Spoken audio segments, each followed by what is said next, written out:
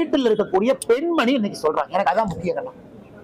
இந்த cinema star சொல்றாங்க, பெரிய அரசியல் தலைவர் சொல்றாங்க, பெரிய ஒரு உயரத்துல இருந்து சொல்றாங்க. வீட்டில் இருக்கக்கூடிய ஒரு சாதாரண பெண்மணி, வீட்டில் இருக்கக்கூடிய மிடில் கிளாஸ் ஒரு பெண்மணி, அவங்க இன்னைக்கு திமுகவை தீய சக்தின்னு சொல்றதை நான் கேட்கிறேன். எனக்கு அது பெரிய வார்த்தை.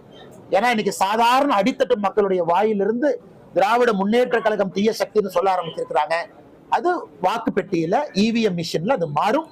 அதனால் திமுக தீய சக்தி என்பது ஊரறிந்த ஒன்று. யாரோ ஒருத்தர் மேடையில சொல்லித்தான் தெரியணும்னு அவசியம் இல்லை. புரட்சி தலைவர்ல எப்பவோ அதை சொல்லிட்டாங்க.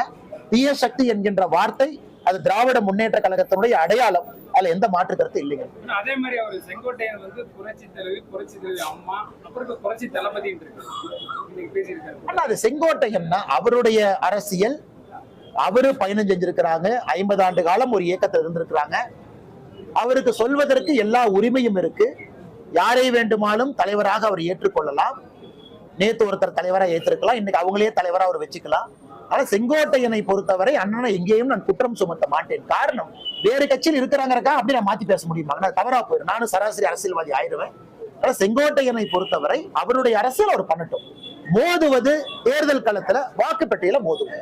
ஆனா செங்கோட்டையன் அவர்கள் இந்த கொங்கு பகுதியினுடைய சீனியர் மோஸ்ட் பொலிட்டீஷியன். இன்னைக்கு கொங்கு பகுதியினுடைய சீனியர் மோஸ்ட், என் தமிழ்நாட்டிலே இன்னைக்கு one of the senior most பொலிட்டீஷியனா 50 ஆண்டு காலம் சட்டமன்றத்தில் இருக்கிறாங்க. அது சாதாரண ஒரு வேலை கிடையாது. அதனால அரசியல் அனுபவத்தை நான் கொச்சப்படுத்த விரும்பல.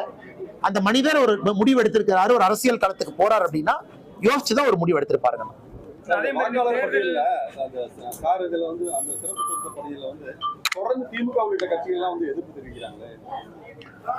ஆனா ஏன்னா கள்ள ஓட்டு போட்டு யாரெல்லாம் இத்தனை காலமாக ஆட்சி நடத்தினார்களோ அவர்களுக்கு எஸ்ஐஆரை பார்த்தா பயம்தான்.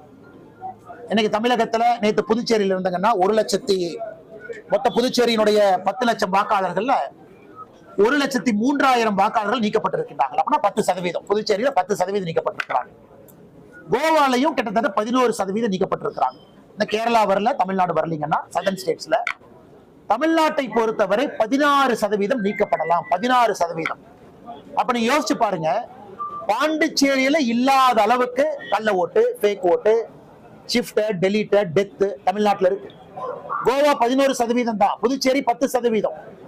அதனால இன்னைக்கு இத்தனை காலமாக ஆட்சி செய்த திராவிட முன்னேற்ற கழகம் புரிந்து கொள்ள வேண்டும். பாண்டிச்சேரியில காங்கிரஸ் கட்சிக்கு பிரச்சனை இல்லை.